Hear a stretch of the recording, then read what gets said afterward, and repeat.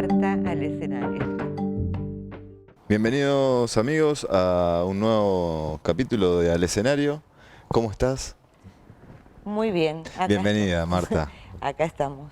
Vamos vamos a descontracturar un poco. Como Bueno. verás, nos mudamos al cine. Es un placer tenerte en este ciclo de entrevistas de Al Escenario. Un artista como vos. Y una persona muy abrazable, como yo te decía hoy.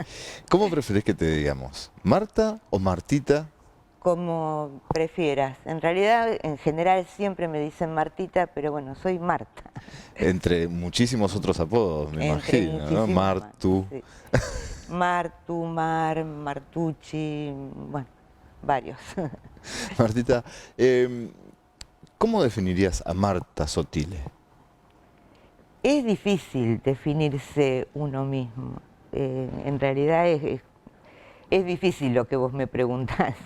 Es difícil. Es complejo verse... Verse a sí mismo, sí. Yo digo, bueno, soy esta persona que por ahí diminuta en tamaño, que ha transitado por varios vericuetos de la vida. Pero es difícil lo que vos me estás preguntando. Como artista, ¿comenzaste muy joven? Sí, ¿Sí? En realidad el término artista por ahí es como demasiado bueno, estructurado, ¿no? Pero sí desde chiquita tuve una inclinación muy fuerte por todo lo artístico, no solamente por la pintura, sino por la música, hice algo de teatro también, incursioné en varias ramas del arte. Y bueno, después empecé ya a partir de los 17 años, por ahí, a asistir a talleres de plástica y fue donde más incursioné y a lo que me dediqué después. Yo te voy a hacer una pregunta, te voy a hacer retroceder un poquito en el tiempo. ¿Te acordás cuál fue tu primera obra? Pero de chiquita, ¿eh? De chiquita. Antes de tocar el lienzo. ¿Qué rayó? Me acuerdo, bueno, en la escuela se hacían estos concursos de dibujo, de pintura, y estaba en tercer grado, cuarto grado, y bueno, mi dibujo, que era un collage, fue seleccionado y que después estuvo expuesto en los pasillos de la escuela, etc. Y bueno, siempre los maestros, etc., me aprobaban, digamos, esta parte del dibujo. ¿Todavía la tenés esa obra? La tengo todavía, la tengo. ¿Se puede ver en algún lado? Sí, sí, sí. Muy bien.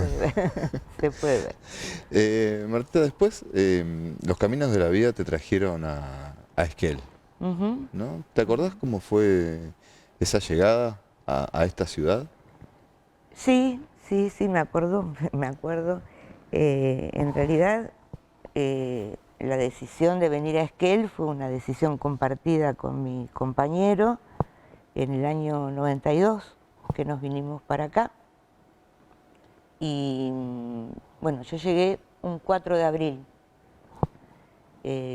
otoño, hermoso, y una de las cuestiones que me impulsaron o nos impulsaron a llegar a esta ciudad era que había mucho por hacer acá. La Escuela Polivalente de Arte recién se abría, faltaban docentes, bueno, era como un campo muy amplio para desarrollar mi actividad. Sí, me acuerdo el día que llegué, era un día hermoso de sol y fue un 4 de abril del año 92. Hermosa fotografía nos has pintado. Como artista plástica no es muy habitual que abordes el escenario, pero sí es muy habitual que camines y trabajes en tu propio taller. Nosotros hoy humildemente te vamos a invitar a charlar un poco en el escenario y después seguramente a que nos muestres la intimidad de tu trabajo. Bueno. Así que te invito a que pasemos un poquito al escenario. ¿Te Bueno. parece bien? Bueno. Vámonos ahí.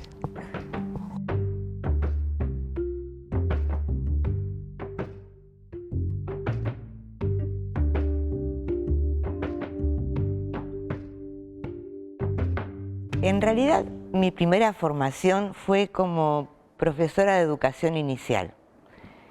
Cuando terminé, bueno, o mientras estaba estudiando, iba a talleres de pintura con Raúl Ruiz y Eduardo Cabral, con Omar Gasparini. Luego que me recibo de maestra jardinera, es que entró en la Escuela de Bellas Artes Manuel Belgrano. Ahí, bueno, es una carrera de 4 años, donde en esa época te recibías de maestro nacional de dibujo. Y después hice la Pueyrredón en la especialización de pintura, que son 3 años más de formación. Paralelamente a eso, también iba a otros talleres, fui al taller de Aníbal Carreño y, bueno, posteriormente hice en el UNA, pero eso ya estando acá en Esquel, la licenciatura en Artes Visuales con especialización en pintura. La formación pública fundamentalmente me dio la escuela pública, ¿no? La Escuela de Bellas Artes me dio esa oportunidad, pero también los compañeros que tuve, además de los docentes, uno aprende muchísimo de los compañeros con los que, bueno, había partes de la historia del arte en la que nunca se llegaba en la formación y nosotros armábamos grupos, investigábamos, sobre todo con lo que era muralismo. Yo, a ver, te estoy hablando del año 83 en la Belgrano. Recién empezaba la democracia, bueno, recién se podían armar centros de estudiantes. Bueno, y desde ese lugar es que nos organizábamos, investigábamos sobre las cosas que no te enseñaba la escuela. En realidad, bueno, esa posibilidad me la dio más que nada mi formación como maestra jardinera, ¿no? Es como que, por un lado, la formación académica te provee un montón de técnicas y alternativas, pero desde una forma más estructurada. Yo, como había transitado esto de trabajar con muchas técnicas para los niños, es que hasta el día de hoy me permito estar jugando y mezclando una técnica con otra, no sé, probar la pintura y mezclarla con el collage, pero con respecto a lo que vos me preguntás, las técnicas en realidad me gustan todas, no es que no sé, en el dibujo, por ejemplo. Yo trabajo mucho con tinta, con aguadas, etcétera. Pero bueno, de pronto tengo pasta para zapatos y hago un esgrafiado. Y también me gusta, no es que defina una técnica en particular. Lo que me inspira es lo cotidiano, en realidad observar todo el tiempo es lo que me inspira. Las cosas que me conmueven, las cosas que me conmueven en particular, no sé, en este momento en particular, por ejemplo, me conmueve lo que estamos transitando a nivel mundial con la pandemia, así, inmediatamente. Me conmueve la necesidad de la gente cuando no tiene laburo, cuando los docentes tienen que salir a reclamar por sus derechos. Me conmueve también ir al lago y ver el cielo, digamos, todo eso que nos rodea permanentemente es lo que me inspira. Yo no trabajo de a una obra, en general trabajo en series. Es como que surge una idea, una motivación, Y no es que hago un dibujo, sino es que desarrollo esa idea en toda una secuencia. Entonces voy trabajando en simultáneo. Por ejemplo, cuando fue la Campe Docente, uno participa de las cosas desde distintos lugares, ¿no? Fui tomando algunos bocetos, imágenes, fui guardando algunas imágenes en mi memoria. Y después, de ahí fue surgiendo una serie, que en realidad es la serie del Acampe Docente, ¿no? Y ahí aparecen imágenes, personas, no sé, el perro que estuvo ahí todo el tiempo, que nos acompañaba, etcétera. Pero bueno, es eso, como desarrollar una idea en una secuencia. Bueno, si querés empezamos con esta serie, que son respaldos que si los reconocen son los del cine.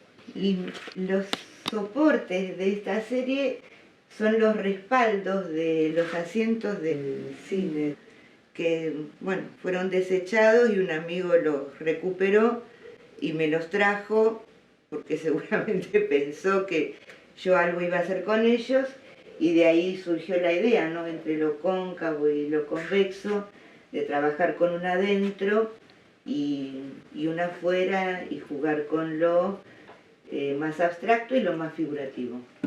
Tiene la otra parte que es la abstracta, y a su vez se puede combinar con lo figurativo. Entonces el montaje va a ser así como el observador va dando vuelta a las obras y hace todas las lecturas que quiera. Y bueno, digamos, yo trabajé mucho tiempo, actualmente no estamos haciendo murales, pero sí en lo que es el mural. Y en ese caso trabajamos colectivamente, ¿no? Es como que no trabaja uno desde lo individual. Desde acordar la idea, la temática, cómo llegás a la obra mural. Y esa forma de trabajo colectivo es también lo que a uno le impulsa a hacer o desarrollar imágenes, no en una cosa individual, sino secuenciado y colectivo. El primer mural que hicimos es el que está en Natech, que se hizo en el marco del ayuno docente en el año 97. En realidad ese mural que hicimos en simultáneo con otros compañeros, había un grupo trabajando en la costa, otro en Buenos Aires. Discutimos con ellos la temática, como que esos murales que hicimos son parecidos en cuanto a la imagen, ¿no? Porque con los compañeros seguimos trabajando juntos, ¿no? Pero sí, el primer mural que hicimos sigue estando hoy simbólicamente y como trayendo al presente lo que sucedió en ese momento y que se sigue actualizando año tras año, el ayuno del año 97, y que fue, me acuerdo bien, que fue el año que falleció Carpani, que es un gran referente para mí. Después de ese, ahí todavía no estábamos conformados como grupo. Sí participaron bastantes, los que eran alumnos en ese momento de la Escuela de Arte, te voy a decir, Paola Lobos, Horacio Pehuen, Walter Arbe, Laura García, eran los alumnos de ese momento del profesorado que participaron de la pintada de ese mural. Después, con muchos que en ese momento eran alumnos, conformamos el grupo de trabajo Mural AGEN, y ahí empezamos a desarrollar obras ya como grupo. Después lo que hicimos como grupo, por ejemplo, el mural que estaba, porque muchos desaparecieron, de los murales que hicimos muchos se fueron tapando. El que hicimos en la Escuela Politécnica, que era por una educación para el trabajo y no para el empleo, que por un lado fue una capacitación, el mural, que dimos con Néstor Portillo, y la finalidad, además de la capacitación, era conformar y consolidar un grupo mural. Bueno, de allí fuimos conformando el grupo mural y uno de los últimos murales grandes que hicimos es el que está acá en Radio Nacional, donde participó también un grupo que vino de Bolsón, con el que también trabajamos de manera compartida los proyectos murales. Bueno, en realidad fue mi trabajo de tesis cuando hice la licenciatura. Entonces, a partir de ese trabajo de tesis es que yo después hago el libro. Y el objetivo del libro tiene que ver con justamente esto, de rescatar todo ese trabajo que se hizo acá en Esquel, porque el libro es Murales mirando desde el sur, ¿sí? Porque no es lo mismo hacer murales en este lugar que en otros lugares donde tenés otra infraestructura, otros recursos técnicos, un montón de cosas al alcance de la mano, que acá no, por lo menos cuando empezamos a trabajar, a lo mejor ahora sí hay más recursos.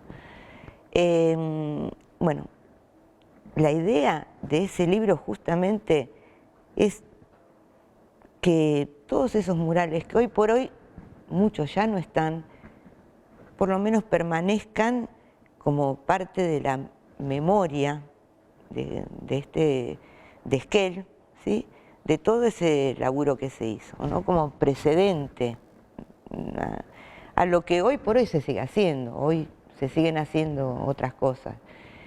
Pero además, desde lo que consideramos como grupo, que es un mural, porque digamos, no cualquier pintada en una pared es un mural. Nosotros partimos de una concepción de muralismo que tiene que ver con lo colectivo, con lo social, con lo solidario, con el espacio público, ¿sí?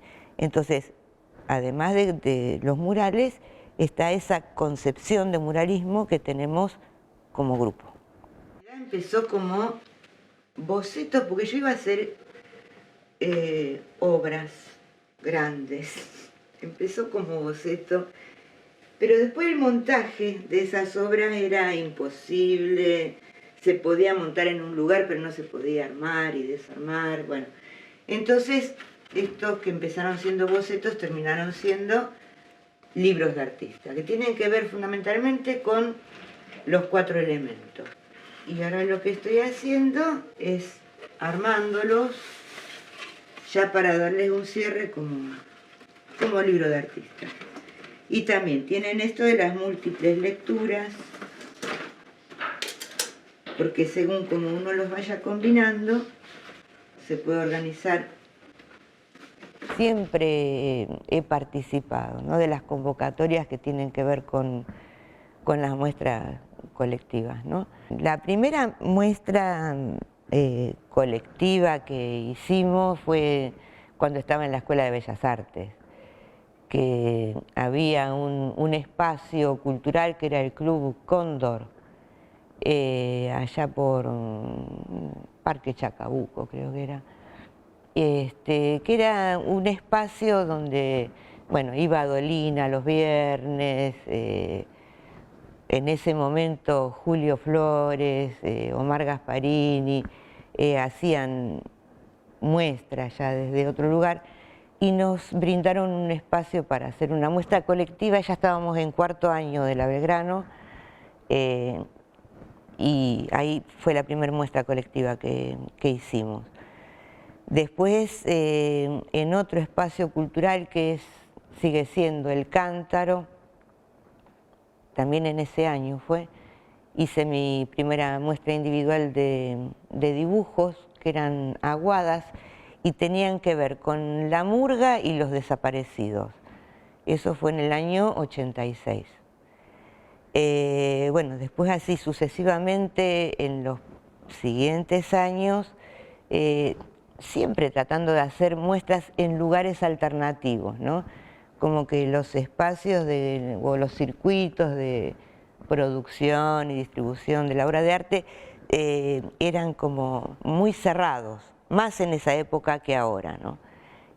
Si vos no tenías una retrayectoria, etcétera, no podías ir a exponer a una galería o lugares que hoy por hoy son reaccesibles para los jóvenes, pero en ese momento no era así. Entonces siempre buscábamos como espacios alternativos. Bueno, incluso antes de eso, estoy rememorando, antes de entrar en Bellas Artes, teníamos una agrupación cultural,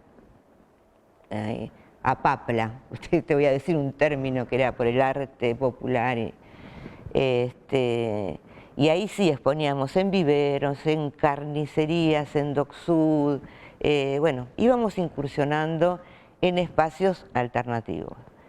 Bueno, el Salón de Artes Plásticas de Esquel fue un espacio que se instaló, bueno, cuando yo llegué a Esquel, se hizo en el año 92, te estoy hablando, uno de los últimos salones de artes plásticas, ¿no? Ahí después, durante muchos años, no se hizo el Salón de Artes Plásticas. En ese interín conformamos lo que era la Sociedad Argentina de Artistas Plásticos, la SAP, filial Esquel, que era la delegación, filial no, delegación número 26. Eso se conformó más o menos en el 95, 96. ¿Sí? La Sociedad Argentina de Artistas Plásticos se inicia en sus orígenes como el sindicato de los artistas plásticos, pero a lo largo del tiempo se fue desvirtuando ese objetivo primero que tuvo.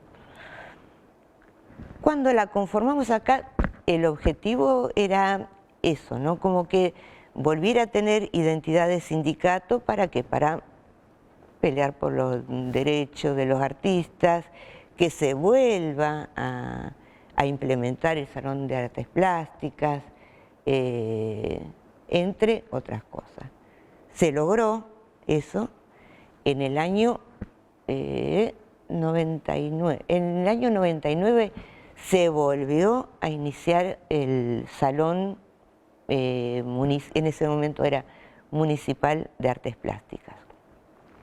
Después, a lo largo del tiempo, se hizo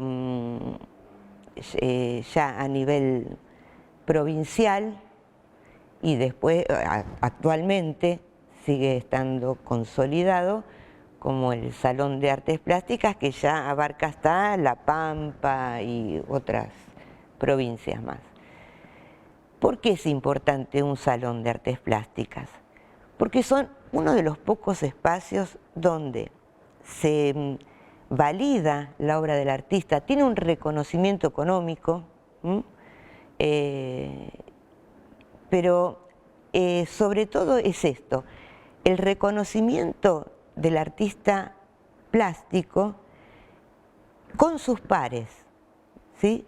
Es uno de los pocos espacios donde el artista plástico comparte, dialoga con otros compañeros, y una de las características que tiene ese salón es que se le pide al jurado, que no sucede en todos lados, que haga una devolución de su trabajo cuando viene a verla, a elegir la obra, a jurar la obra. Bueno, como que tiene una función pedagógica el trabajo del jurado, que no sucede en otros lados. En otros lados a veces ni hablas con el jurado, ¿no? Es como que viene, dice, bueno, esta obra, aquella, y listo, se fueron, te dejaron el premio, chau. Más allá de que sea una instancia competitiva, ¿sí? Yo creo que lo que es el salón, lo destacable del salón es lo que te dije al principio, ¿no? Ese espacio de encuentro, de enseñanza, de poder ver lo que hacen los pares, de aprender del otro, pues, decir, uy, mira, qué bien que presentó la obra este compañero y a ver, le voy a pedir ayuda, porque así está bien presentada la obra y se jerarquiza más que la mía, que le puse 2 ganchitos y queda torcida. No sé si te respondí a lo que me preguntaste o me fui por las ramas. Bueno, el taller que hace desde el año, 95 más o menos, que funciona ese taller, funciona como un espacio de enseñanza donde se respetan las individualidades de los que vienen al taller. Cada uno viene con una inquietud, ¿no? Quiero dibujar, quiero pintar, quiero hacer algo de escultura. Mis disciplinas son básicamente la pintura y el dibujo, pero mínimamente trabajo también algo de escultura y algo de grabado. Siempre lo que, más allá de la inquietud que traen los que asisten, yo hago mucho hincapié en lo que es el dibujo, porque a partir del dibujo y la observación, después haces lo que querés, pintás, dibujás. Lo que destaco es eso, que más allá del acompañamiento, la enseñanza por mi parte, es muy importante cómo cada uno aprende del otro, ¿no? O van desarrollando ideas en conjunto, se les ocurren temáticas y cada uno las aborda desde lugares distintos. A mí me parece eso muy importante del taller. Sí, en realidad uno trata de ponerse, bueno, de ser sistemático, porque tener horarios, porque en realidad está bueno que, bueno, a ver, son las 3 de la mañana y tengo ganas de ir a trabajar, pero es muy bohemio, ¿no? Digamos, en la vida cotidiana y en la realidad uno tiene que tener una determinada estructura de vida, ¿no? Yo trato de ponerme horarios de trabajo. Sí, ahora tengo la posibilidad, por el contexto y por distintas circunstancias, de ir a trabajar cuando tengo ganas, ¿sí? Pero en realidad, y lo más conveniente, es tener horarios de trabajo. En realidad yo al principio iba a empezar a trabajar con esgrafiado sobre esta base, pero me enganché con la pintura asfáltica. Entonces salió esta serie que yo le digo la serie de la pandemia porque fue la que se desarrolló. Bueno, me enganché con la pintura asfáltica porque tiene el efecto así como de tinta, de aguada, es muy económico. Sí, yo te puedo decir lo que a las distintas personas le pasarán distintas cosas, ¿no? Lo que me pasa a mí, y lo digo siempre, el arte o el poder hacer esto que es una especie de catarsis también, si querés, ¿no?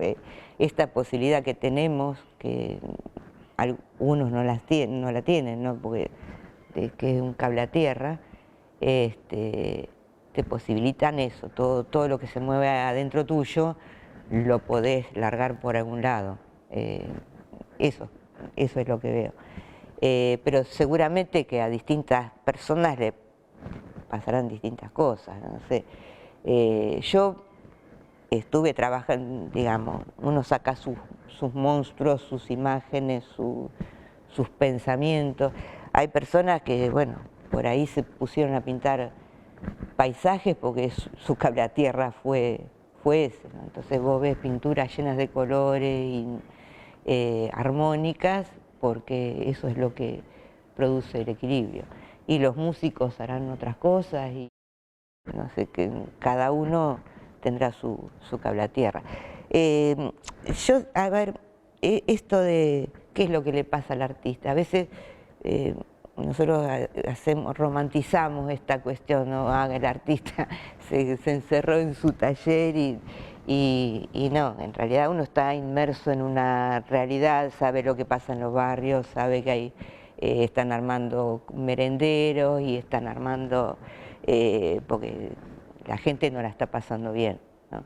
Entonces, digamos, a mí no me gusta romantizar esta cosa de que, qué suerte, el artista está pintando metido en el altillo y no es así. Eso. No sé si queda claro. Agradecer a Bueno la posibilidad, por este medio y a la distancia, de saludar a una amiga, gran pintora, dibujante, muralista, militante popular desde siempre. Todos conocemos la obra de Marta, su profundidad, su estética inconfundible, su mirada sensible sobre las cosas y sobre el dolor de las personas. También conocemos de Marta su trabajo por agremiar a los artistas plásticos de Esquel, cuando funda junto a otros la delegación Esquel de la Sociedad Argentina de Artistas Plásticos, SAP. También seguramente conocen su trabajo por reabrir la Escuela de Arte, su trabajo para crear la primera supervisión de artística de la provincia. Y lo que tal vez no conocen es que Marta fundó junto a nosotros el año pasado el primer sindicato de artistas, trabajadores y profesionales de las artes plásticas, la Gremial Facio Ebecker, que es un sindicato de base de la CTA. Marta, te saludo desde este taller que vos conocés mucho antes que yo, porque este era el taller de tu maestro Aníbal Carreño en La Boca. Martita, un abrazo.